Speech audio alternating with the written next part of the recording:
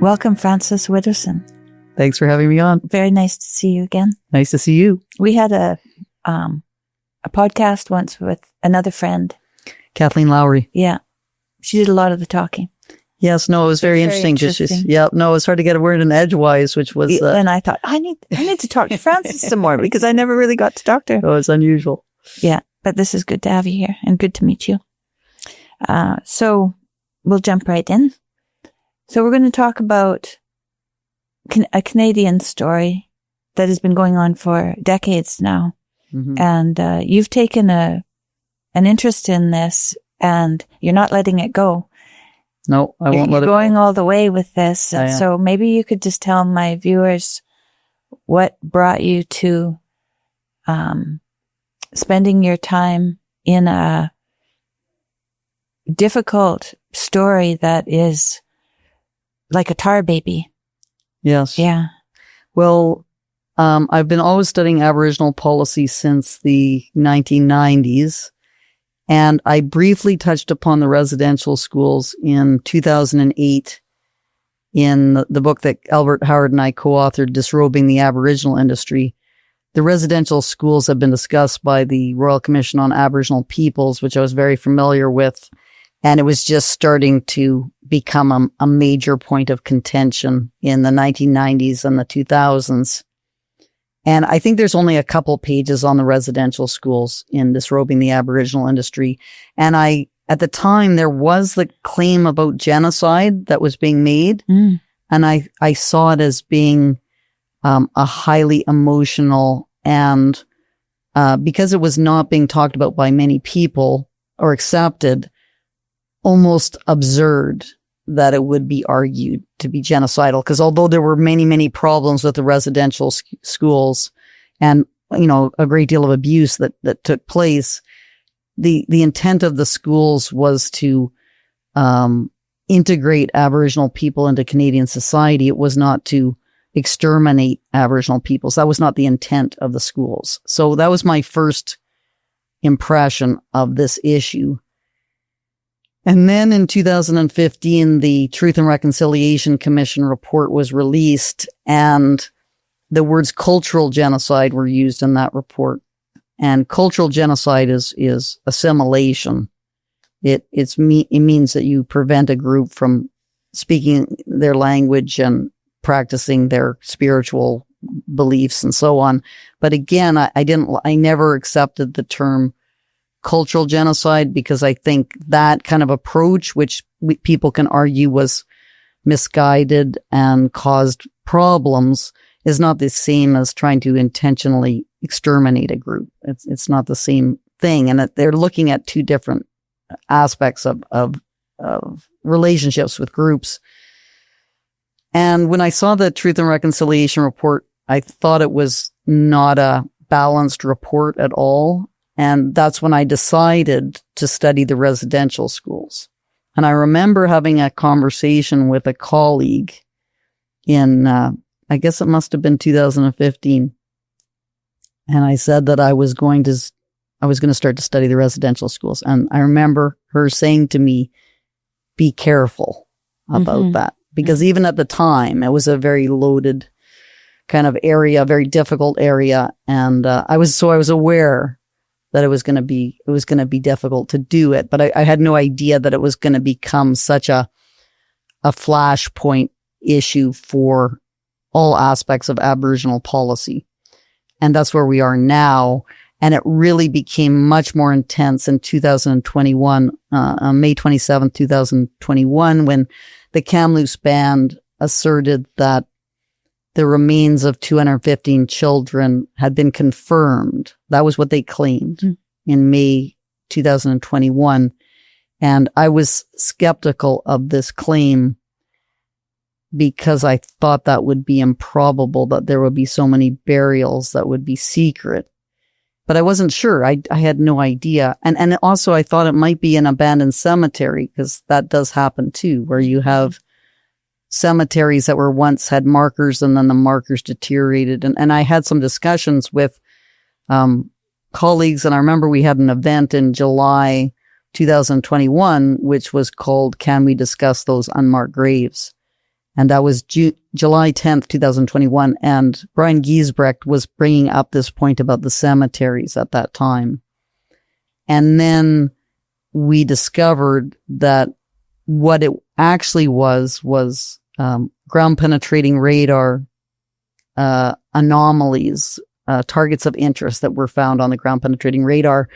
And since that time, I've learned a lot about ground penetrating radar, and ground penetrating radar is not an accurate way to determine whether remains are there. You have no way of knowing what these actual hits consist of, and they could be a number of things. They could be animal burrows, they could be cobbles, they could be rocks, and they have done excavations actually at Pine Creek in Manitoba. And some elders said that they believed children were buried in the church basement. They went and they found 14 anomalies in the church basement. They did the excavations and they found that they were rocks. So that's the kind of mistakes that can be made with ground penetrating radar. And in the case of Kamloops, not one parent has said that their child never came home from the residential school. There's not one name, not one report. So that raises the question, who would those children be that are buried in the apple orchard, supposedly? And as well, the ground penetrating radar, the person who did the survey, who's not an expert in GPR, she's what's called a conflict anthropologist, and she seems to have been selected specifically because of her cultural sensitivity to what's called Aboriginal ways of knowing, which is the stories that are told by Aboriginal elders. She is supposed to have done a survey to begin with to find out what excavations have been done on the site, just so that you can use that in terms of your interpretation. She didn't do that. And so what happened is that the Simon Fraser Archaeology Department had done excavations on one area of the part that she had surveyed, and they had not found any remains there when they did those excavations. So she had to downgrade her findings of 215 targets of interest to 200 targets of interest, because those 15 had been ruled out as being possible remains. Mm-hmm. But that raises the question, if she made a mistake on those 15, then why wouldn't those other 200 be also the subject of skepticism too? So in spite of all this uncertainty about this situation, the Kamloops Indian Band received $12.1 million to do excavations between 2021 and 2023. They have not done those excavations, even though they said that they would in 2022.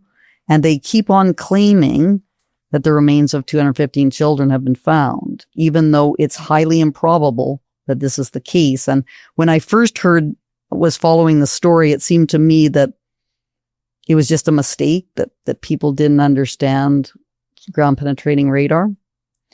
But now it looks like it was a deception that was orchestrated by, it appears to be a number of lawyers and consultants working for the Kamloops Indian Residential School. And in fact, the archaeology department at Simon Fraser University, which is a publicly funded university, that has, it's under a gag order by the Kamloops Indian Band, the lawyer of the Kamloops Indian Band, and cannot discuss the case, will not discuss the archaeologist who supposedly reviewed Sarah Bollier's report. And so I think that we need to get really serious about this issue and this claim, because we cannot have groups taking public funds and not being held accountable for what they do with those funds and being able to manipulate a whole bunch of policy areas, which is what has happened. There's been massive implications from that claim that are going to have implications all across the country. One of the most significant being the United Nations Declaration on the Rights of Indigenous People that was passed into federal legislation in June 2021 because of the Kamloops claim that got pushed through Parliament. So we have a whole bunch of unresolved questions, and it's just totally unacceptable that we are not having the truth told about what has happened at Kamloops. That was a good introduction. That's a lot of trouble. It is. That's a lot of trouble. And it's been a serious cost for a whole bunch of people, myself included. I had terrible trouble at my university, Mount Royal University, in 2020 and 2021 because of the residential schools issue. A number of Indigenous scholar activists became upset about these questions that were being asked and, started this mobbing campaign against me in 2020 and 2021. Professor Paul Viminitz, who invited me to the University of Lethbridge to give a talk in 2023. And I wasn't even talking on the residential schools. I was talking on how wokeism threatens academic freedom.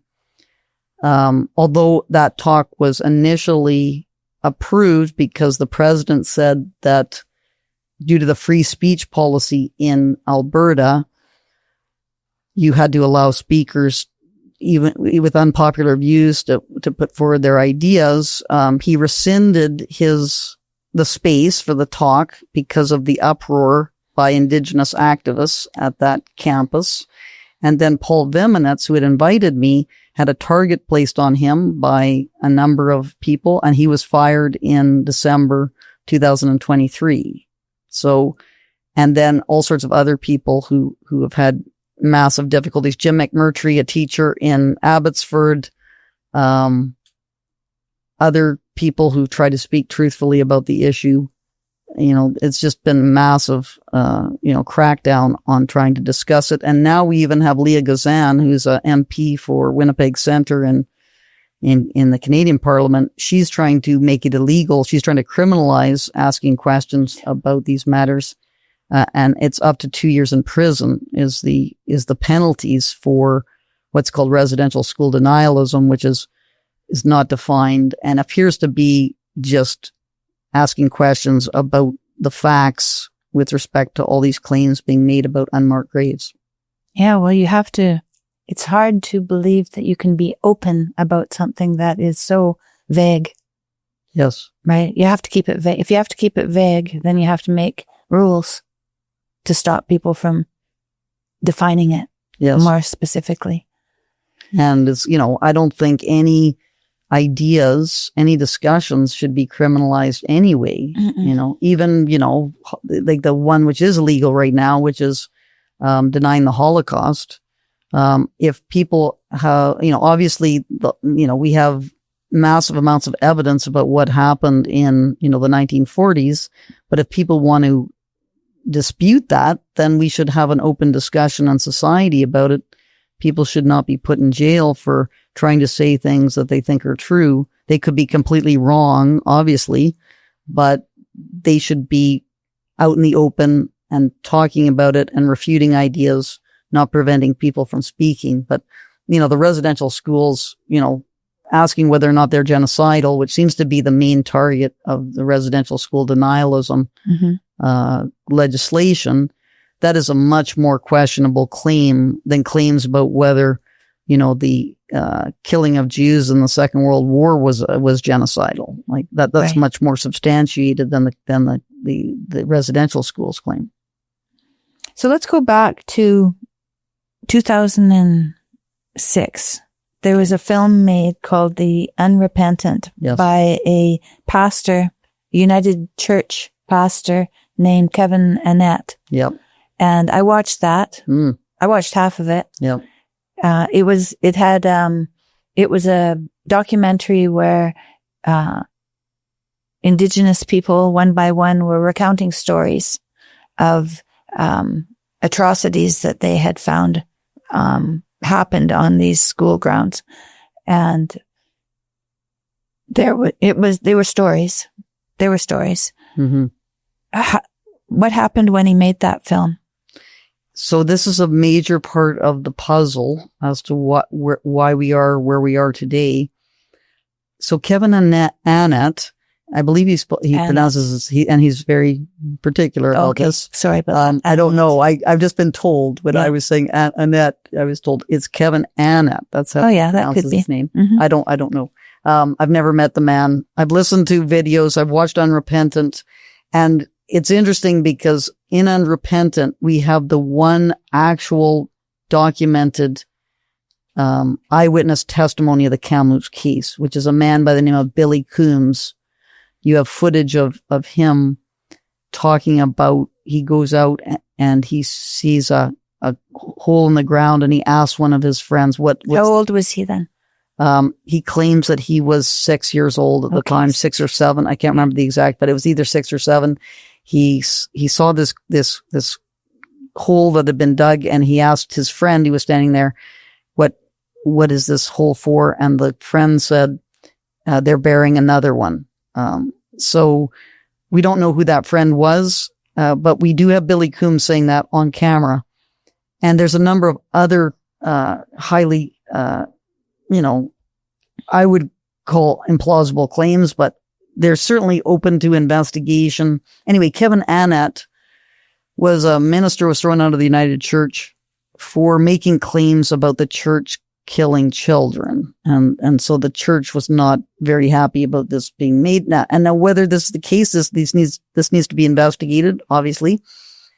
But Kevin Annett is responsible as well for a number of highly improbable claims through Billy Coombs, who was this eyewitness on Unrepentant. The most famous being that in 1964, Queen Elizabeth II went on a picnic with 10 children from the Kamloops Indian Residential School, and she abducted those children and they were never heard from again. So that has been fact-checked, that story. Queen Elizabeth II was not in Kamloops in 1964. She was in Quebec and Eastern Canada. And even if she were in Kamloops, that story is hard to believe because for anyone who follows royal visits, the Queen's movements are monitored day and night by the press. How would she have ever been able to go on a picnic and do that? And we have no names of any children who went missing.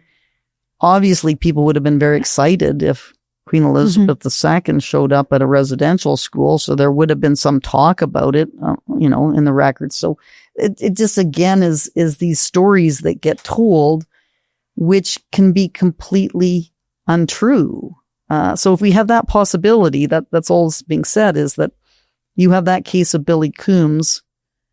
That seems to be untrue, very highly unlikely to be true. Why wouldn't that be the case for all these other stories? And so with respect to all these claims, we need to get the specifics, the facts. What are the facts that we know about this? Mm-hmm. And we don't have any of these facts. So we have things like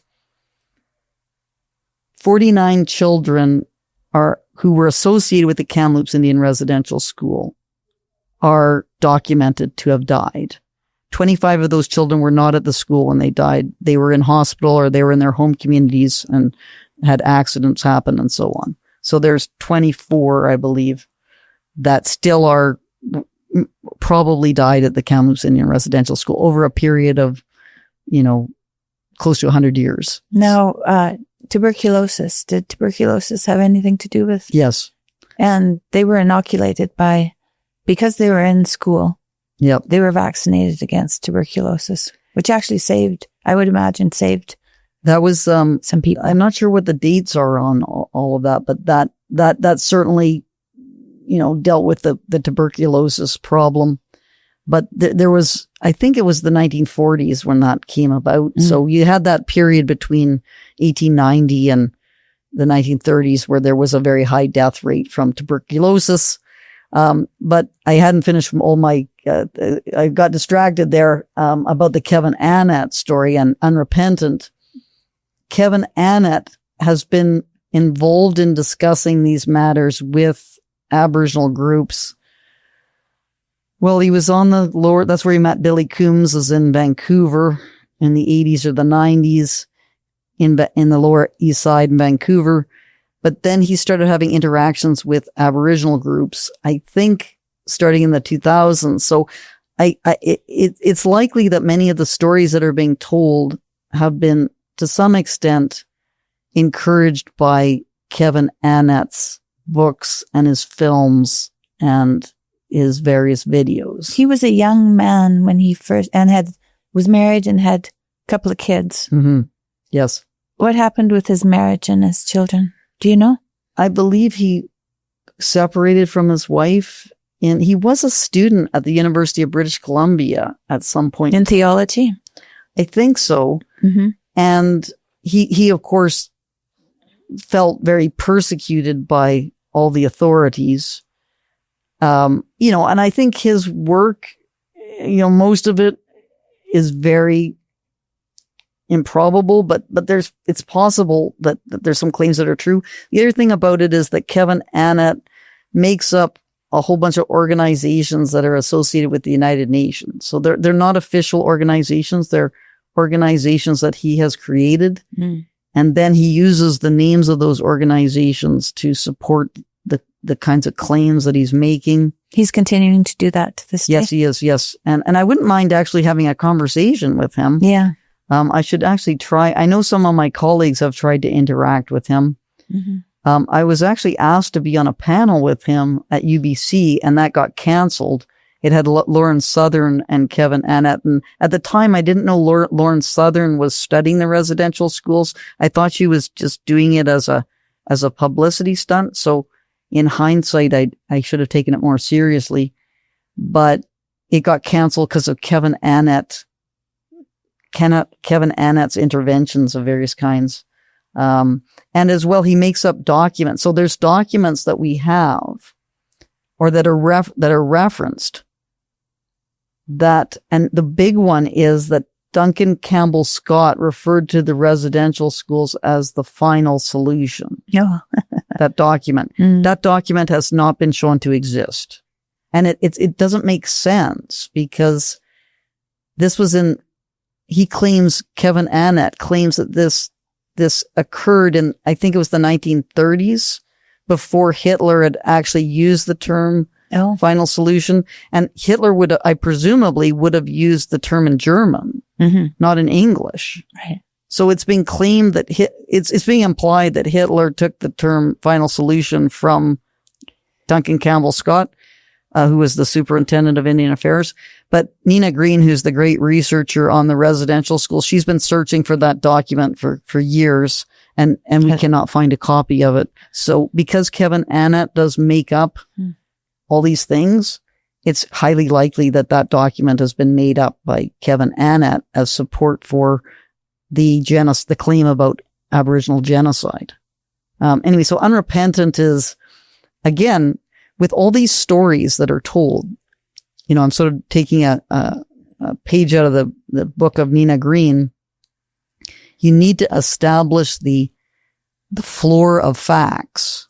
What facts do we know? And we have some facts about the 49 students. Nina Green and Jacques Riard, a historian from University of Montreal, they found death certificates for, I think, about 38 of those students. And so we have 49 students, names of them, 38 death certificates. Those death certificates tell which cemeteries the students are, but we still have uncertainty of still about 10 students at the Kamloops Indian Residential School. Now, is there any credence to the idea that the burial practices were not the same as our burial practices in the Indigenous communities? And that could have been part of the reason why you can't find the children? Well, with the residential schools, the burials would have been done by the heads of or there would have been arrangements made by the staff. Would they sometimes be sent home, though? Oh, yes. So, and many of those, of the 25 are buried in different cemeteries. And the Kamloops Indian Band has a cemetery across from the Catholic Church. Mm-hmm. And it has a whole bunch of unmarked graves in that cemetery because there were wooden markers that deteriorated. So if you look at the pictures of that cemetery, there's very few names that are on the burial sites. And so that would be an interesting question for some of these undocumented deaths, these deaths that we don't know exactly where the children are buried. It's entirely possible that they're buried in the Kamloops Indian Band's cemetery. And you see that just because markers is not really an Aboriginal tradition. That's a tradition that was brought by the colonizers. And so keeping up the graves, putting flowers on graves, these sorts of things, that's not really part of Aboriginal traditions. So it's not really surprising if Aboriginal groups are looking after cemeteries that they wouldn't be kept up to the extent that they are in non-Indigenous circumstances. But even non-Indigenous, there's many non-Indigenous cemeteries that have been abandoned throughout Canada. Oh, yeah. And it really depends upon whether the families had enough money to buy stones that would be able to survive over centuries. That's what really determines whether you have grave markers or not still in place. Yeah. And especially a wooden grave marker, that's not going to last very long. It's not at all. I mean, I think of my parents' grave markers, and they're a piece of granite, I imagine, that's just laid in the ground. But even that, I don't know how long that will last either. It's stone? Yeah, it's stone. You know, often if you go into these old cemeteries in Europe, you'll see the stones will be there, but all the inscriptions will be worn away. But there'll be some left, but it depends on how old that they are. Yeah. That's another question. So, there's a difference between, I read that there was a difference between people who had been buried 50 to 70 years ago and more recently, and trying to understand how old a grave is. There's an art to it, I imagine, to find out how long ago someone was buried, and to keep all of the timelines straight in these stories, then the burial places have to be in keeping with the time period. And has any of that been looked at? So in terms of the ground penetrating radar, you mean, or in terms of? I mean in terms of the actual, but they haven't done any digging, have they? Or have they? In Manitoba, I think there's been 3 places where they have done excavations and they haven't found any remains. And the case of Pine Creek is the most well known. In case of almost all the ground penetrating radar surveys that have been done, they haven't done any excavations. They've just taken the targets of interest from the ground penetrating radar and basically claimed that those are what they call the missing children. And we had a sign in the film, in the documentary that Simon Hergott and I did about Powell River called What Remains. We did some investigations there, and they actually had a sign on the Tla'amin Nation, which is the Aboriginal group there, which had the number 10,068 on that sign. And that 10,068, it's not clear what that it's implying that it's children, the remains of children. And what they did, it went from 10,028 to 10,068 at a particular point in time. And that was because the Seashelt First Nation had found 40 anomalies under a parking lot with ground penetrating radar. Oh, I see. So, so it's hard to understand the numbers then as well. Well, it seems to be based upon the false premise that hits on GPR mean that you found remains. And that's not true at all, as we found from the excavations that have happened. Those hits can be anything, that creates a soil disturbance. So these Aboriginal groups that want to find out the truth are going to have to do the excavations. And that has to be done scientifically with people who take the care to make sure that they don't dislodge things, in a manner which prevents us from understanding if there are remains there, how they were placed and when they were placed. So that would be the kind of forensic process that would need to go on, because you could potentially have one body that's buried on top of another. Right. And then you'd have to be careful so that you would be able to determine which body came, because presumably unless there's some very strange thing that's happened, the one that's buried on top is going to be more recent than the one that's buried beneath it. So those kinds of considerations have to go on, but we are not there at all because of this, what appears to be an intentional deception to make people think that when you have a GPR reading, you've got remains that you found. The other thing too is these cemeteries. What are the records like for those cemeteries? Like, do they know, like the Kamloops Indian Band? Does it know all the people that are buried, all the children and adults and so on who are buried in these cemeteries and where they're buried? I'm not sure if that's the case because, in terms of, I'm just thinking about one of the cemeteries that it was the Tla'amin Nation Cemetery. So in Pell River, this is discussed in What Remains. They have the cemetery. Almost all of the area within that cemetery doesn't have markers on it because they've deteriorated.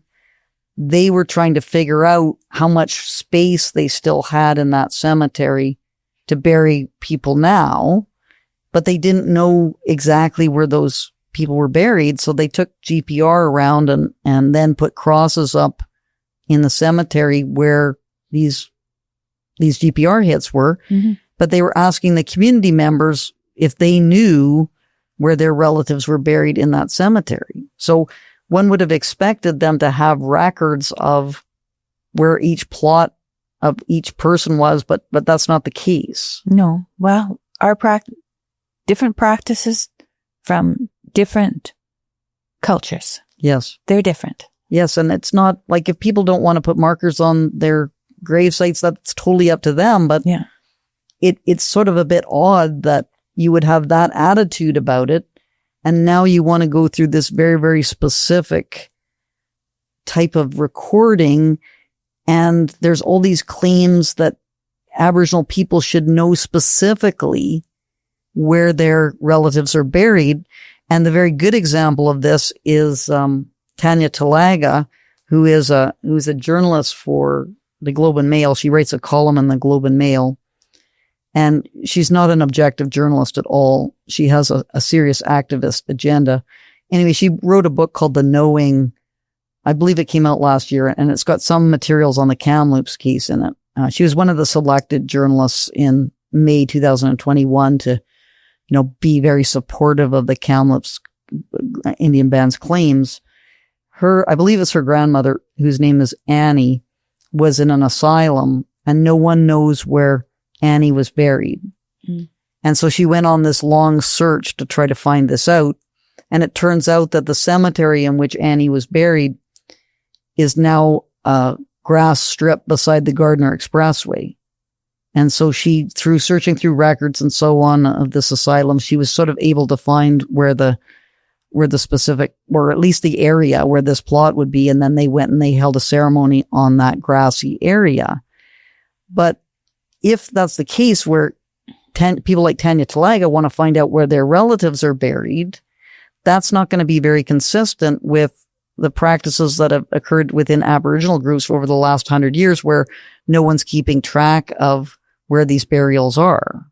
And now we're going to have to spend all these resources trying to figure this out when, personally, like, I don't know where any of my relatives are buried at all. And I'm not concerned about that.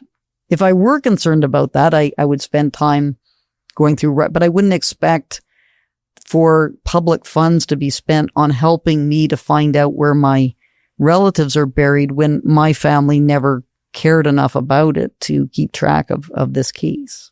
Maybe that's something that needs to be done, but the main problem is that we shouldn't confuse that situation that Tanya Talaga is talking about, which is just, it's not a mysterious thing. It's just, no one is saying that there's foul play or anything with that situation. We shouldn't confuse that with the claims which are being made about murdered children and clandestine burials, because those are completely separate issues. And I believe every single case that we know of in Canada right now, not to say that there might be some clandestine burials, we have no evidence of any clandestine burials. not one clandestine burial. And yet we've had this huge, almost some would say a massive hysteria happening in 2021, which seemed to be claiming that there was mass murder that was happening of Indigenous children, or that was the implication that we were led to believe in 2021. Justin Trudeau was involved in that. Yes, 2021. Trudeau was obviously, a lot of blame can be placed at his door, but if you look at all the leaders of all the political parties, of all the provinces, of the federal government, we have an actual video of Justin Trudeau, Jagmeet Singh, Annett Paul, and Erin O'Toole all making highly irresponsible statements about the Kamloops case, because we should have had much more measured comments being made with the evidence that we had. We could have just made a mistake because people didn't know about GPR, but we haven't really had a reckoning about it where everyone stands up and says, look, that was a mistake, and we need to have now a wide discussion about what the actual facts are that we're looking at. And one of my biggest grievances is about university presidents, what university presidents have done. The president of my university, Tim Raleigh, the president of Thompson Rivers University in Kamloops, all have made very irresponsible statements about the children and the trauma and the grieving and how we should all come together and recognize the terrible harms that were done. None of these presidents have said, look, I made some irresponsible statements in 2021. This has resulted in 60% of the Canadian public thinking a mass grave has been found at Kamloops. We need to hold some events at our university to figure out what actually happened there, or what's the most likely scenario. But you don't see that at all. I have been going to universities across the country trying to discuss about this issue, and I've had a number of cancellations.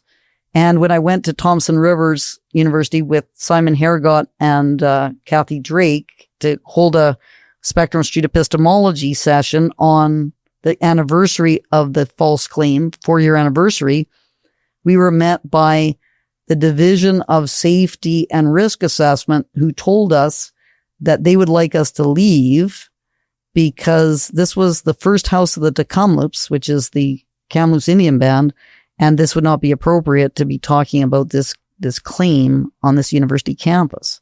And we told these administrators that we were here to uphold the academic mission of that university, and they could do what they wanted to do, but we were not going to be going anywhere. And they just disappeared, and we never heard from them again. So that's the kind of intimidation that's going on these university campuses to stop people from talking about this issue. I watched that. Yes. Where you went to speak to him. Yes. And he was pretty adamant that you should leave. Yep. But he went outside with you. Yep. And you set down these place keepers on the ground that say, I think, agree and disagree and are neutral. Yes. And then if anyone coming by can stand on either one of those, and you can try to have a conversation between two people discussing an issue of someone who disagrees and someone who agrees, trying to help with communication with difficult subjects. Yes. And this is the answer. That doesn't sound like something you have to kick someone off a university for. No, well, I think this is the way forward for universities now, because the problem is really self-censorship in universities. Mm-hmm. So you have a number of professors who don't believe things. There's a number of issues like this, and yet they don't really say anything. And then the people who are activists who've taken over universities are very, very loud and adamant. And it makes people think that there's a consensus on an issue when there's not. And so if you can just get those mats out and get people standing on the mats and hopefully get people with different views, mm-hmm. it doesn't work all that well if you just have people with one opinion doing it. then you can get a conversation happening between the two people and have a bit of an interaction whereby people can think about the evidence that they are using to come up with their certainty on this question.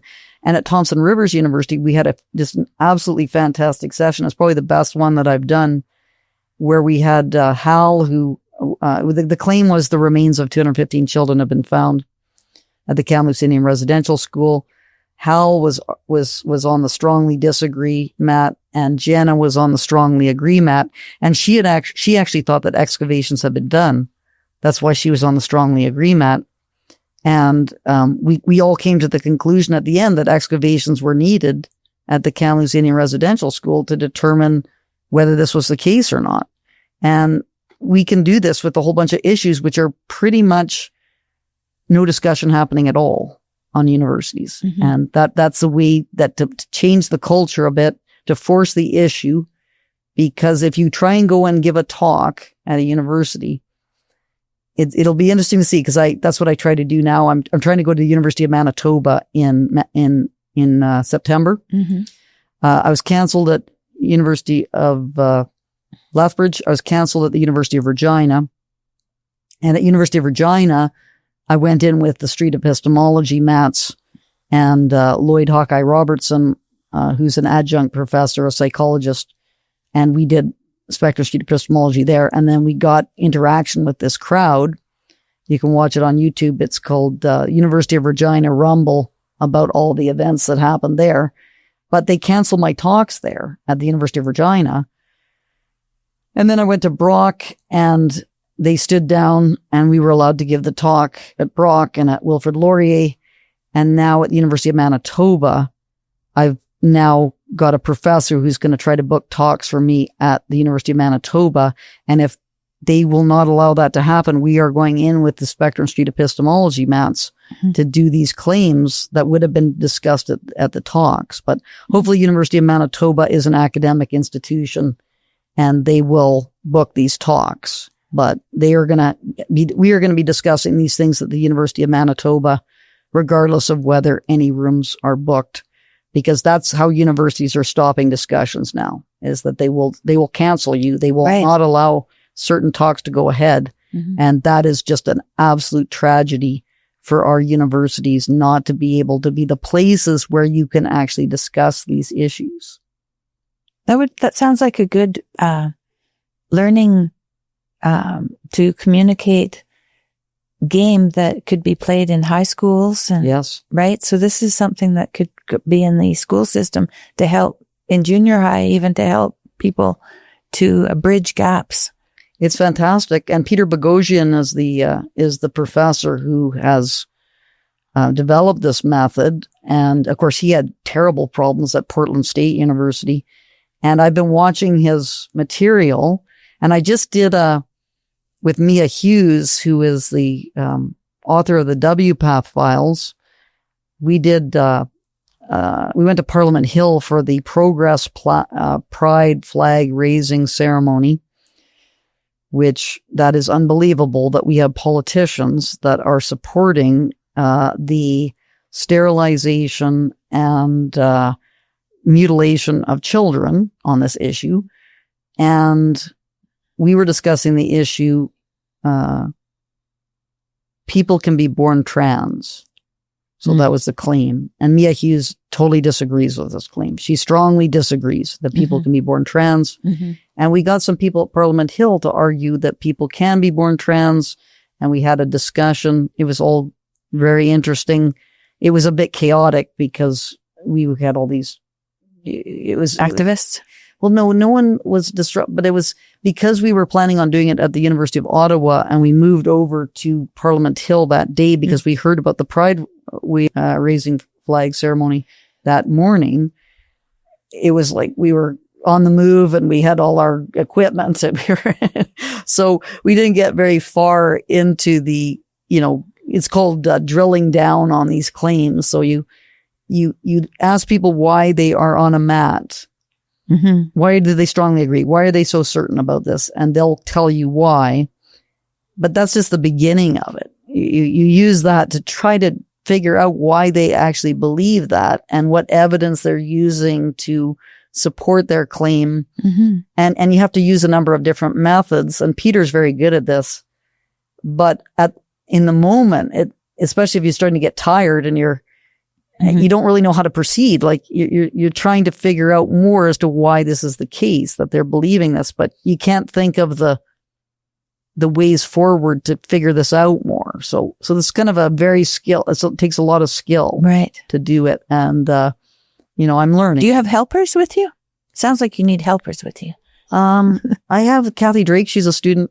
She was a student at Mount Royal University, and she's a very interesting story in her own right, because she's a mature student and she made some nasty comments about a trans activist on social media, and the university hired a lawyer to investigate her for her social media comments.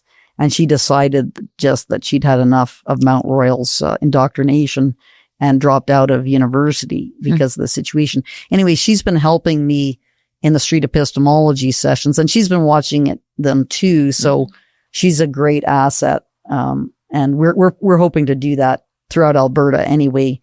And so, yeah, but it's great to have people. There's another student from University of Calgary. His name is Brady. I believe, anyway, Brady came out. He's a practitioner of street epistemology as well. And so I like, to do stuff with him. So if you can get some people who are used to the method, then you can kind of have a bit of a consultation, just kind of open, like, how would we try to figure this out? Or what would you do here in this scenario? Like what kinds of things could you ask? Or, often it'll be things like, getting people to provide examples of what they mean, or providing another claim that would be more specific.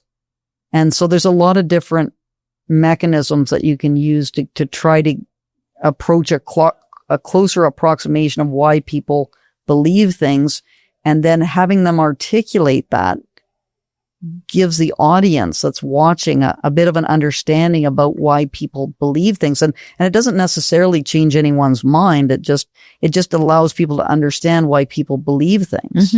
So it opens your mind. Yes. And it the makes possibility of thinking in a different way. Yeah. And you might not agree with it. Like you might be even more certain in your own position, but it's at least an informed position, as opposed to a yelling across ignorance that happens.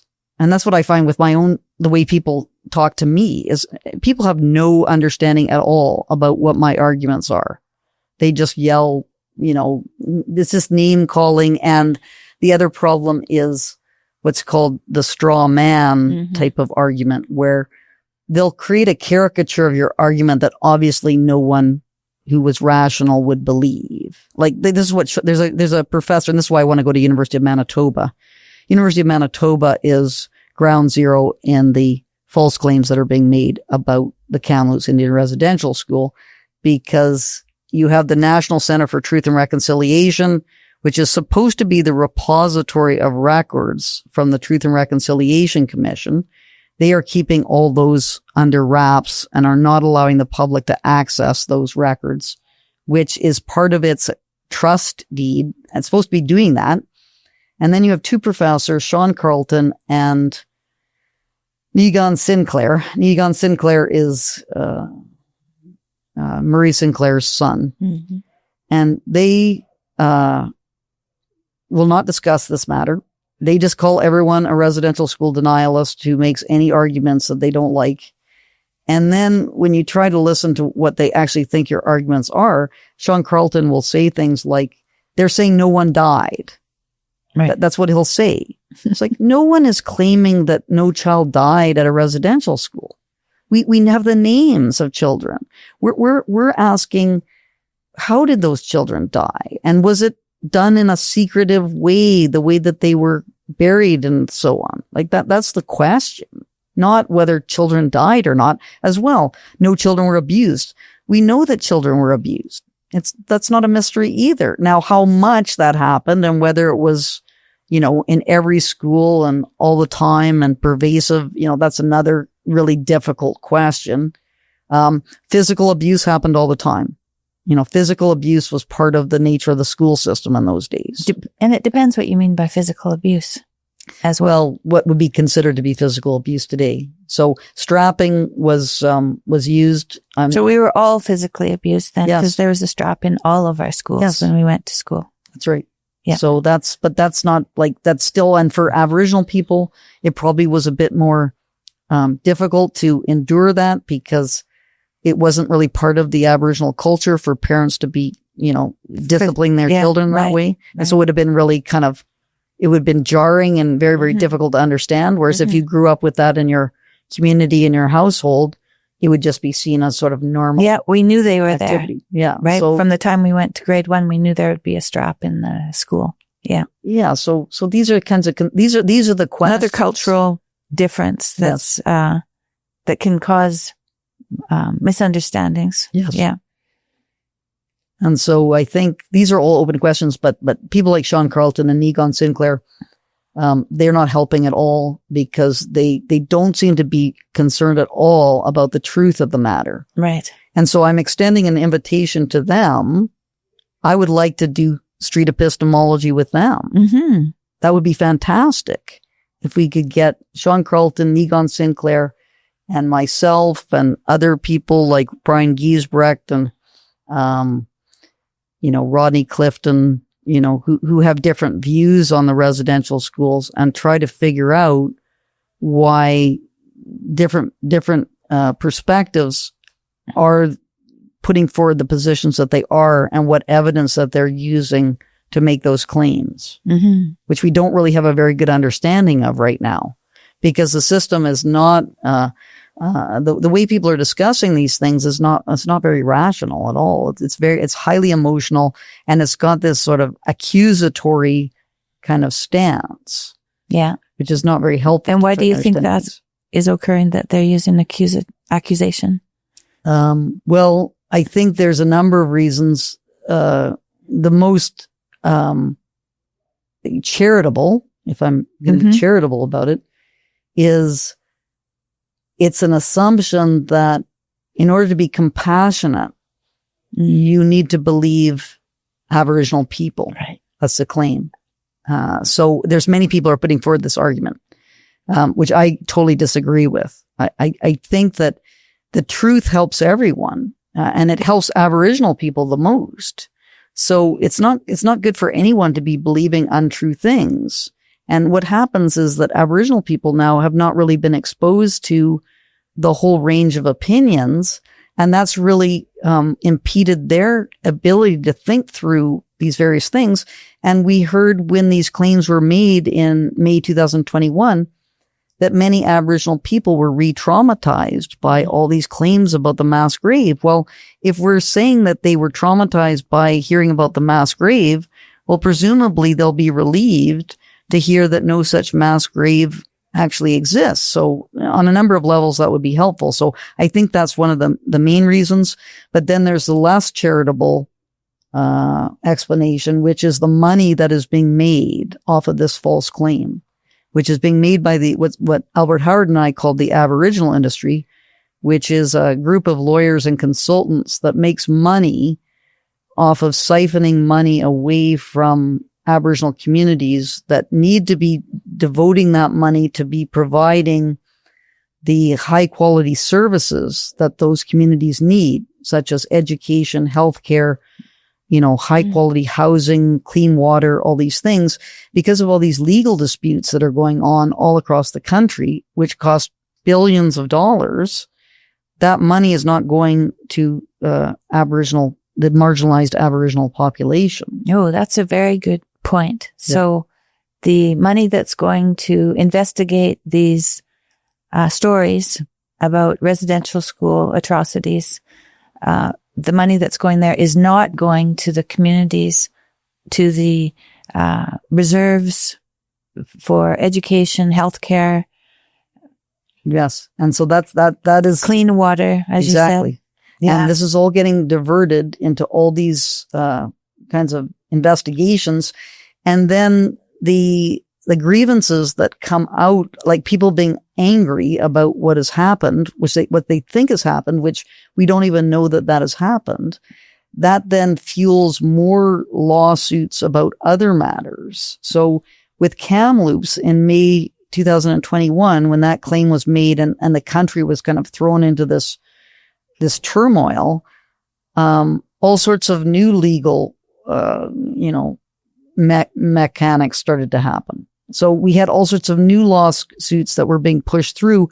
For example, the day scholars lawsuit. So there's Aboriginal students who went not to residential schools, they went to ordinary. Yeah, that was the majority of them, actually. And I don't even understand what the basis of that, but because everyone was wanting to make amends for what they thought was the mass murder of children, then all these new lawsuits got started. And so we had a whole bunch of new lawsuits and legal bills. I'm becoming aware of this through my own interactions with people who are starting these things, like James Heller, for example. James Heller is the lawyer in British Columbia who just wanted the Law Society to change their educational materials from the false claim of the 215 graves being found to put the word potential in that document. Mm-hmm. He was defamed by the Law Society and this Aboriginal legal group and is suing them for defamation because they won't do anything. They won't apologize and so on. And he has massive, just for like not very much work that's been done. You just get a couple of reports done by a lawyer.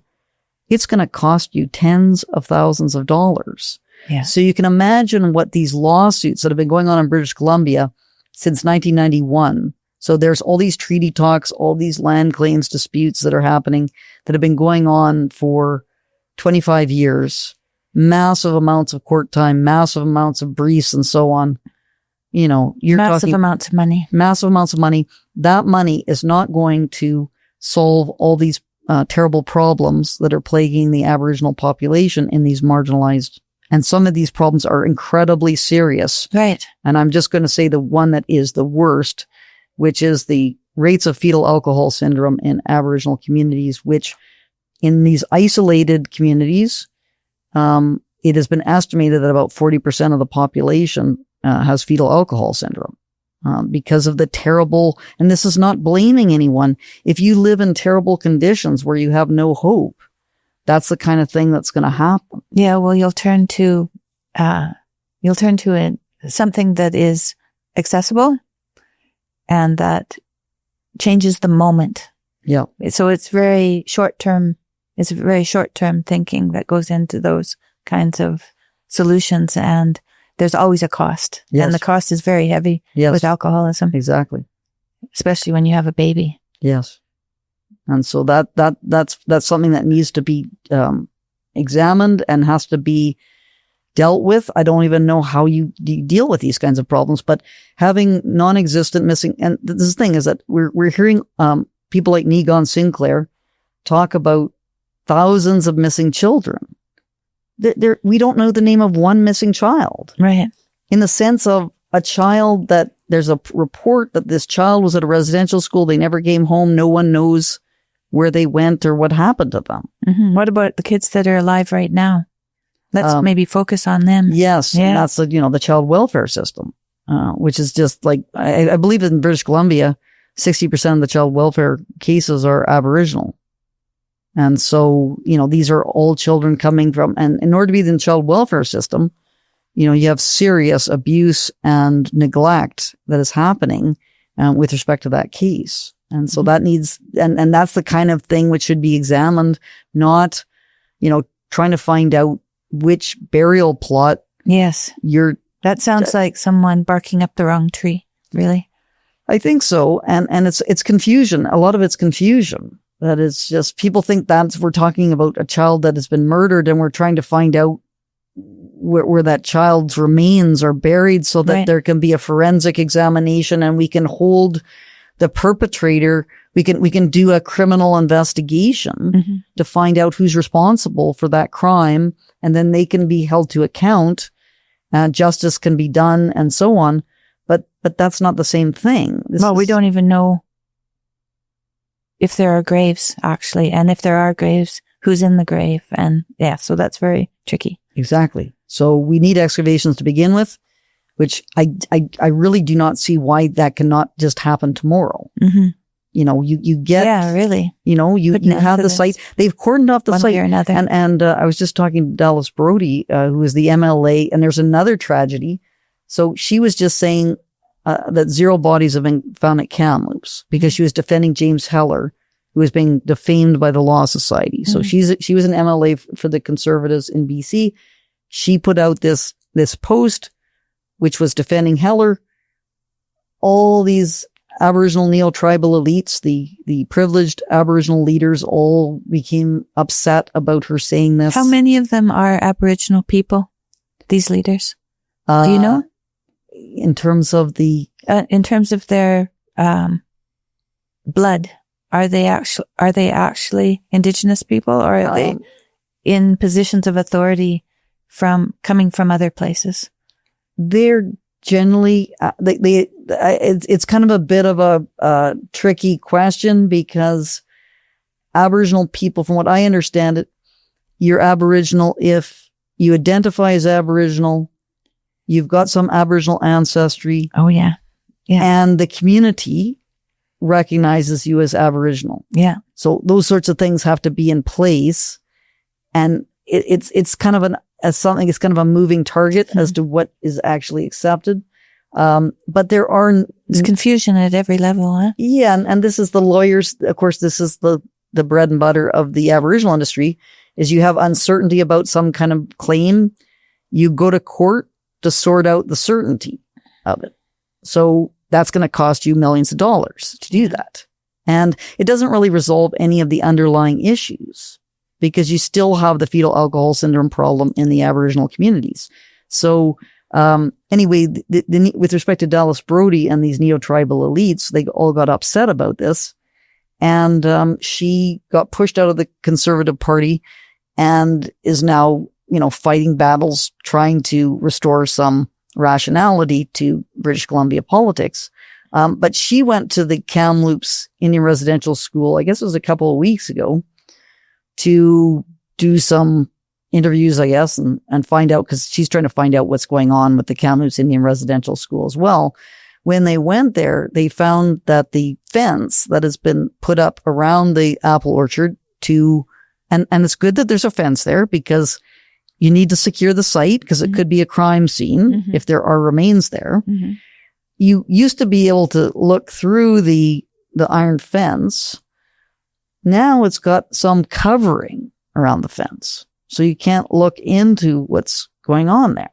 And of course, if it's closed, then no one eats the apples from the apple orchard either.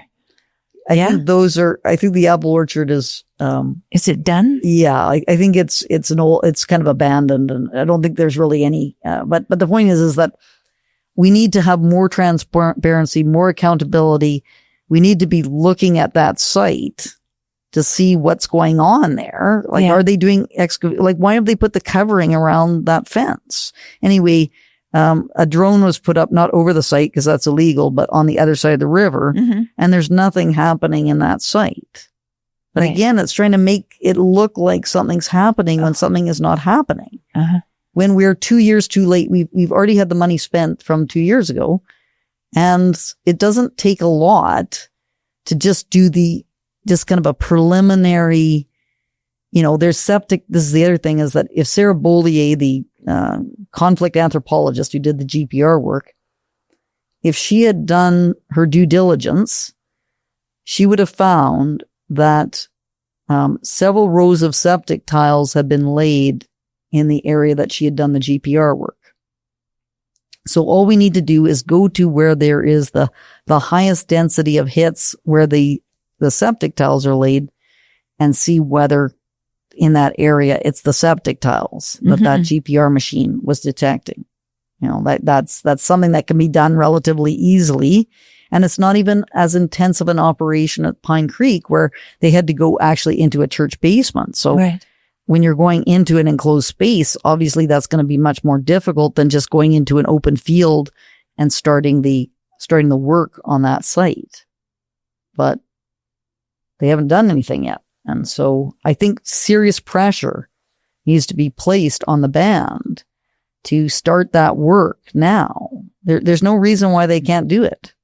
This doesn't make any sense, except because they suspect that there are no remains there. Right. And they would prefer to have the Canadian public believing that there's a mass grave at Kamloops, which 60% did like a year ago, than to have everyone understand what the actual truth is and to start to move forward in a direction whereby we're basing our policies on facts and evidence and not on sort of assumptions which don't really have any foundation. And secrecy. Yeah, the secrecy is just, a serious problem.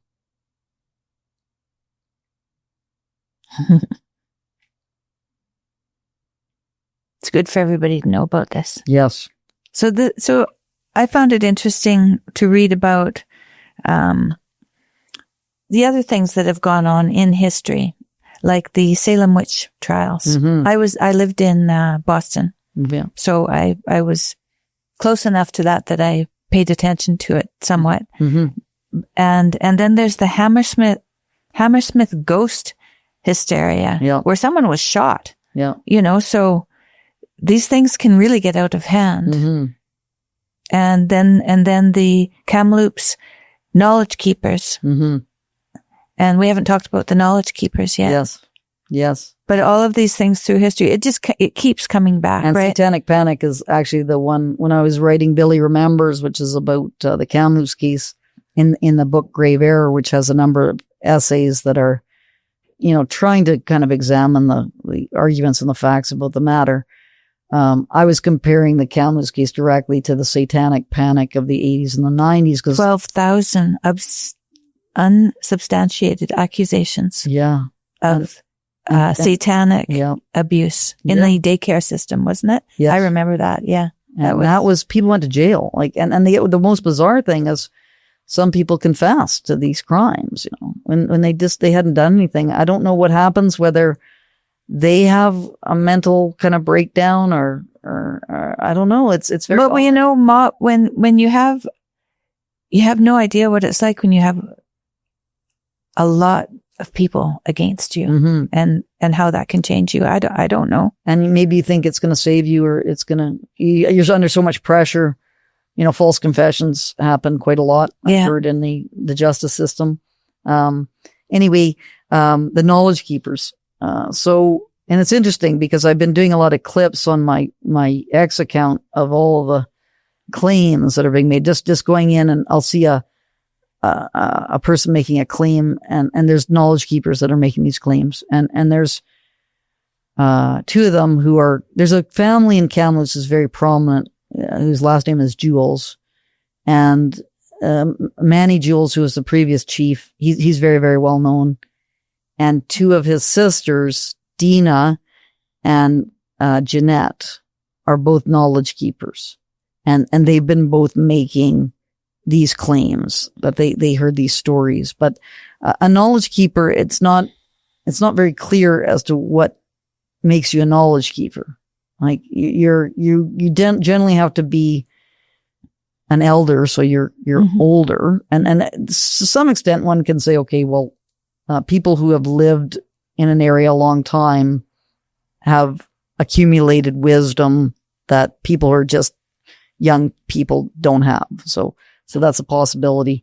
But I don't know why they would have this reverence that would be accorded to them, which seems to be the case. So if you're a knowledge keeper, you really shouldn't be challenged. That's kind of the message that you get. Is that it's very disrespectful. Right. If a knowledge keeper is telling you something and you say, well, that seems to be highly improbable. That's quite a position to be in. Yes. That's like the queen, really, because I don't think the queen can be questioned. Yes. But other than the queen, I'm not sure if that's because of the knowledge. No. the queen, because of her authority as a traditional authority. So that's kind of the idea that you have authority because of your hereditary position. Yeah. And are these knowledge keepers within families? Because it sounds like that one family that you mentioned, it was within a family. Yes. I guess that, see, how are knowledge, that's a question to be asked, is how is it determined that someone's a knowledge keeper? Because not all people who are elderly in Aboriginal communities are perceived as being knowledge keepers. Mm-hmm. And it's not clear as to why one person's a knowledge keeper and why another person's not. So it's kind of a community designation mm-hmm. that happens through some kind of unspecified kind of process, or just maybe it's just people just think that. It's not really substantiated. You can see it being useful in some ways, you know, because they have been around for a long time, so mm-hmm. they know the territory. They know the disputes that have happened in the past. So when young people come up, they can inform them, or even where to hunt, or how to build houses. I mean, there's all kinds of things that they would know about. But politically, yeah, especially across a nation like Canada, it becomes maybe less of a certainty that they would have knowledge that other people don't have as well. Yeah, and I've heard in Aboriginal culture, traditional culture, so this is the way Aboriginal groups traditionally have operated. Mm-hmm. It's sort of not, it's known that you don't question elders. Right. So if an elder says something, you don't ask them for the evidence that they are using. It's seen as being disrespectful to do this. But it raises the question of, you know, what happens when these people who are declared to be knowledge keepers, if they disagree with one another? How do we sort out who's correct? Yeah, because there has to be someone above them then for the dispute. So in I would hope in the way policies are decided in Canada today is we would sort of have an evidence-based approach. So we would listen to what the knowledge keeper was saying, and we would say, okay, that's an interesting claim. How do you think that, you know, it's kind of the street epistemology yes. kind of approach. And then they would put forward their arguments, and then you would sort of analyze them. And it's possible that there might be validity to what they're saying, but it's also possible it could just be a story that they really have no corroboration for. And I think that all these stories that are being told, as we're seeing with the Kamloops case, and the Kevin Annett Unrepentant film, these are highly implausible accounts that are being made, which, you know, is similar to what happened with the Satanic Panic in the 80s and the 90s. And, you know, in order to kind of rein in those kinds of what's referred to as hysterias that do happen quite frequently in human history, then we need the institutions that are supposed to be evaluating these matters to do their jobs. Mm-hmm. And that's what we're finding with Kamloops. And this is why Simon Heergott and I want to we've done footage in Kamloops already, but we want to do a much more extensive investigation of what's happened in the Kamloops case. And this requires going to the University of the Fraser Valley and Abbotsford, because that's where Sarah Beaulier is located. And it requires going to Simon Fraser University, which is where the archaeology department is located. And it requires going to Victoria, which is where all the, you know, provincial government is kind of broken down with respect to trying to make sure that the claims that are being made are evidence-based and not just something that someone's saying, which, and it's not to say that they're lying, because they might truly believe it themselves. It's just not something that is very credible. But because we have massive institutional failure amongst the politicians, the journalists, the universities, the schools have been terrible as well on this file.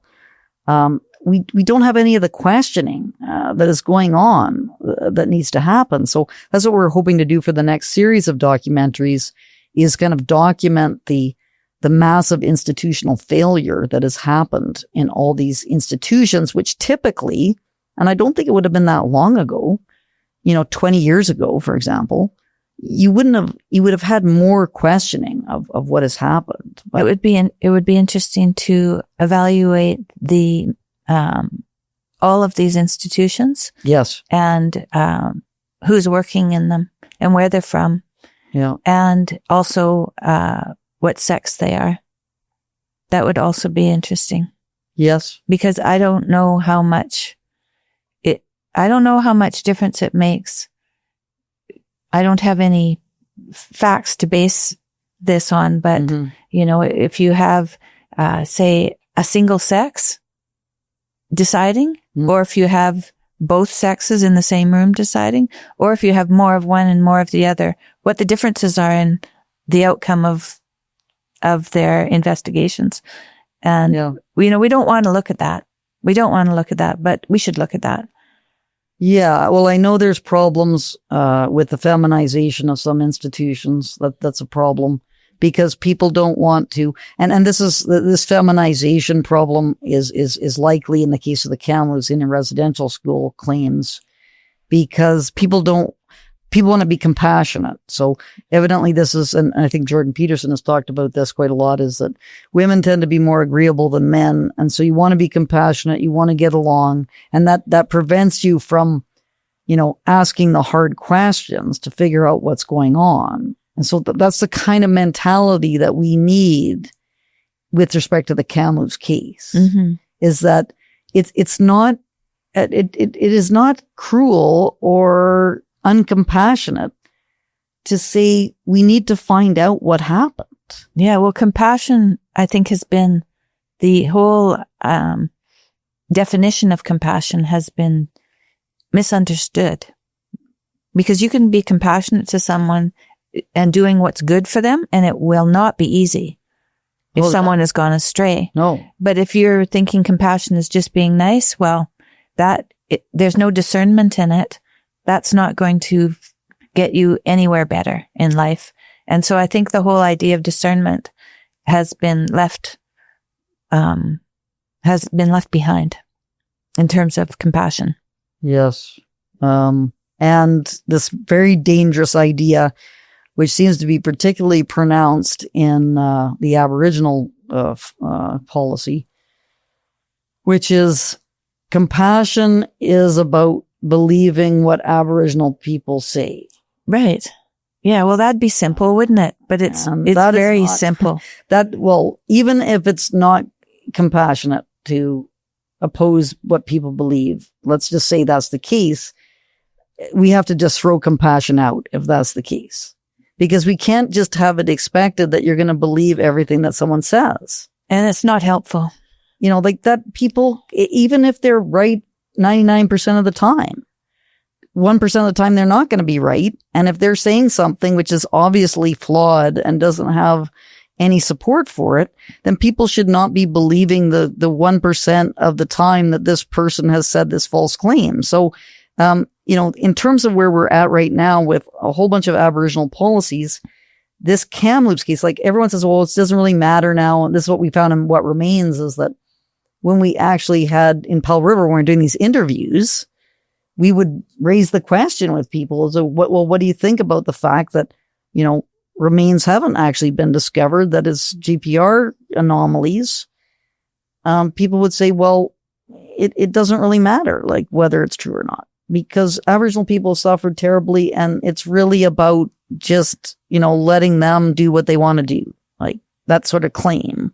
When that is not going to work in a society, in a democratic society. A democratic society is, we are going to be making decisions. We want to have some way of evaluating those decisions.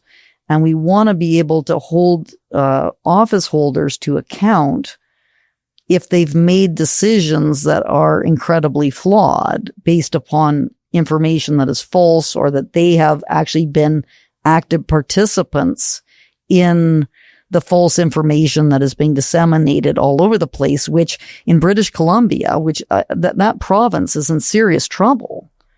People should really be watching what's happening in British Columbia, because there is serious authoritarianism that is unfolding there. And just for people asking questions, you get this, terrible barrage of accusations that you have all this ill intent towards, what groups which are perceived to be oppressed, all these sorts of things. We need to have accountability, and we need to have much more openness in examining what's happening in various political decisions that are being made. Yes. But that's what our documentary is going to be looking at in terms of. When does that come out? So we're currently did some coverage in May 2021. So we traveled to Kamloops. Simon Hergott, who's a videographer, Kathy Drake, and myself, we went around and we did all these locations, and had quite a hard time talking to a number of people. But we have a lot of footage that we shot, but now we have to do editing on that footage, which of course is the major job. And we need to fundraise for that documentary. So we're having a very difficult time fundraising for it. I'm kind of working on that right now. And once we can get the funds raised, we'll hopefully be able to make more, excursions to Abbotsford and Burnaby and Victoria to get more parts of the story, but as well, we'll be able to edit this footage that we have and also incorporate that with all this footage that actually already does exist of documenting this timeline of what happened, because I'm just starting to put all the pieces together of what the actual dates were when various claims were made and what led those claims to be made at that particular time. And there's a lot of institutions that are involved in the perpetuation of these falsehoods. So there's the obvious ones, like the media, which was just absolutely terrible and was controlled, was very, very, appears to be intentionally controlled by the Kamloops Indian Band and their lawyers and consultants. But we have the RCMP's role in this deception. We have the coroner's office that was involved, and a whole bunch of different institutions. And it's going to take a lot of editing to bring all those different strands of this story together. And so we're hoping, we were hoping to have it come out this summer, but because it's been so difficult with the fundraising, it's probably going to be, I think we're going to plan for the 5th anniversary of the Kamloops claim. So, we've had now on May 27th, 2026, that will be 5 years since that original false claim was made. And I can say, I don't know how certain I want to be. I don't know how strongly agree I want to be on in terms of this claim, but I can almost guarantee that excavations will not have been done by May 2026, just based upon the kind of obstructionist kind of tactics that the band has been involved in. And the government is the one. So the federal government provided the $12.1 million.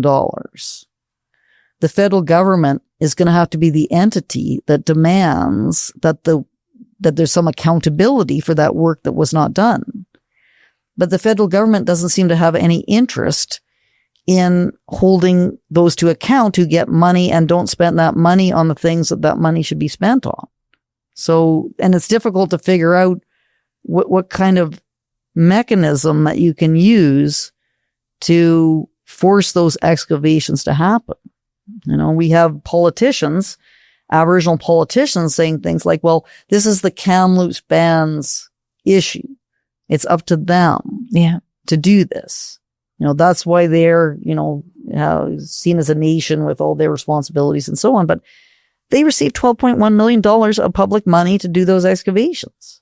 So it's not just the band's issue.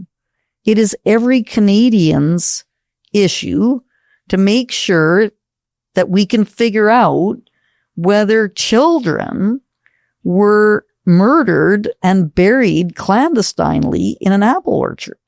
That wouldn't be happening for any other situation. You would not have claims being made about mass murder and everyone just says, oh, well, it doesn't really matter whether we find that out or not. Like it's not really up to us to make this determination. It just doesn't make any sense at all. So hopefully we can raise the money that's needed to do the editing, and then we can go out and do an in-depth investigation of all these institutions and try and figure out what broke down. Mm-hmm. What was the breakdown that happened that prevented these institutions from doing the kinds of things that they should have been doing, which would have prevented the kind of cascading, kind of negative consequences that we're seeing, especially in British Columbia. British Columbia is really serious because, and this is something we haven't talked about, but one of the reasons why, one of the consequences of the Kamloops claim was that the United Nations Declaration on the Rights of Indigenous People was put into legislation federally. And in terms of British Columbia, they had passed the legislation. It's known as DRIPA in British Columbia. That actually came into effect in 2019. So that was 2 years before the Kamloops case. But it's become much more institutionalized after the Kamloops claim was made. And we're already seeing terrible consequences in terms of the ability to do things on Crown lands. So in British Columbia, I believe it's 96% of the lands are publicly owned. And has that been since 2019? No, it's been, since British Columbia entered into Confederation. So okay. So it hasn't changed since No, then. no, the Crown lands have not changed, except when an Aboriginal land claim is settled, what you see is the changing of the ownership of those Crown lands to be these different kinds of designations that involve the Aboriginal groups. And what the DRIPA, which is the UN Declaration of Rights of Indigenous Peoples put into provincial law, has done, is that it's creating more kinds of areas which are now not strictly Crown land anymore. They're kind of joint ownership patterns of the Aboriginal group and the British Columbia government. But what that means is that for people who are not part of that band, who has control over that area of Crown land, they have no way of holding the Aboriginal group that is controlling those Crown lands to account. And this is the best example of this now is Pender Harbor. So Pender Harbor is an area on the coast of British Columbia. You have a lot of people who have waterfront properties who have docks. To change their dock or to do anything with their dock, they have to get approval from a government entity that used to be a British Columbia government entity. Now it is a joint entity between a local Aboriginal group and the provincial government. And so the residents of Pender Harbor have no way of exerting any democratic control over that Aboriginal group that is controlling now what they do with their docks. And as a result of that, the Aboriginal group is demanding that, tens of thousands of dollars be spent on archaeological surveys of their property to see if there's any artifacts there before the dock can have any kind of changes to it. That's the kind of thing. And of course, you have to pay the archaeological firm that's associated with the Aboriginal group.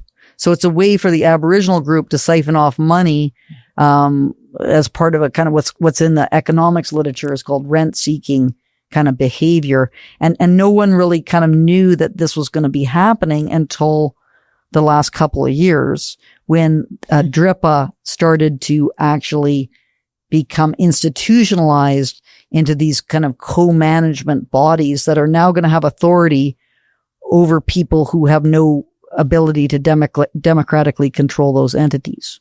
And that's going to happen all across British Columbia. Is it happening in any other provinces? It is in terms of national legislation, but the thing is that resource development, that responsibility is a provincial responsibility. Mm-hmm. And so that's where you see most of the resource conflicts happen is at the provincial level. Mm-hmm. On federal lands, that's when you would see the problem in nationally and across the country. So we still haven't seen what's going to come out of that legislation. So everybody in the different provinces should be looking at this very carefully. Exactly. And people haven't really been very interested in it. It's kind of one of those stealth maneuvers that happens. And this is what the Aboriginal industry does all the time. It's like the territorial land acknowledgements, which I believe you had commented on and are aware of. Everyone thinks it's just a very kind and compassionate thing to do, symbolically recognizing Aboriginal people and making it seem like they matter to Canadians. Yeah, like they're doing something nice. Yes. Yeah. And then what it's being used as is the Aboriginal industry is using it as a tool to show in court that people are admitting that they don't actually own the land. And it's Aboriginal groups who own the land. That's right. Well, and so now you're going to have to pay rent to the Aboriginal groups eventually. That's where it's going. That's what is wanted by the Aboriginal industry. Mm-hmm. Anyway, the United Nations Declaration on the Rights of Indigenous Peoples, I should say, that's the strategy with this one, because it started off as just a symbolic UN type of document. And everyone said, no, you should just sign on to this. It doesn't require governments to do anything. It's just a motherhood statement. That's what it was sold as. So it was, I believe, Stephen Harper who signed on to the United Nations Declaration on the Rights of Indigenous People. And I was, at the time, I was going, this is crazy. Do not do this. Because the principles in UNDRIP are inconsistent with a geographically oriented liberal democracy. So we operate geographically, which means you're in a municipality, you vote for the people because you live in that municipality. You move to another municipality, you vote for other people in that municipality, and they are accountable to you because of your living in this area. Mm-hmm. That's not the principle of UNDRIP. UNDRIP is an ethnic principle based upon ancestry, which is being grafted on top of the geographic principle. Wow. And so that is going to break down the democratic, geographical, liberal democratic principles that exist in Canada. Yeah. And that is what's happening now in British Columbia in the biggest way, but it's going to be across the country, which is going to be happening as well. It's hard to know. I don't know exactly what all the provinces' views are on putting in legislation like British Columbia has, but that's brutal. It's going to be an absolute disaster in British Columbia, and it's going to create terrible conflicts, which of course benefits lawyers on both sides of the dispute. So the residents are going to have to get lawyers to defend themselves in court. The Aboriginal groups are going to get their lawyers to defend their position, and they're going to fight it out in court for 20 years. And, millions and billions of dollars are going to be spent with no benefit going to the marginalized Aboriginal population. Like that's the key, is that we're all doing this supposedly because we feel terrible about the conditions that exist in Aboriginal communities. But these legal disputes do nothing to improve these conditions. And in fact, we see a worsening of these conditions because that money doesn't get spent on the marginalized Aboriginal groups. And because the money is being given to the Aboriginal group, then the governments are not the ones who are funding the services anymore. So it's got this kind of, this sort of silence with respect to the people who actually need the assistance in these communities. It's very astute of you to and tell us I've about been talking about this, Albert, Howard and I, we've been talking about this for 25 years, and now it's becoming more and more apparent to the point where, hopefully, some people are going to start waking up about this, that it's not beneficial to anyone, Aboriginal, non-Aboriginal. We need to figure out democratic principles based on evidence to assist people who actually need the assistance with tangible issues that have been identified, not fabricated issues, which is the whole mass graves area, the unmarked graves. It's completely fabricated from the beginning to the end. Right. And that's an example of the future. If we continue to put in group rights over individual responsibility. Exactly. Oof, brutal. Why? Thank you so much. You're welcome.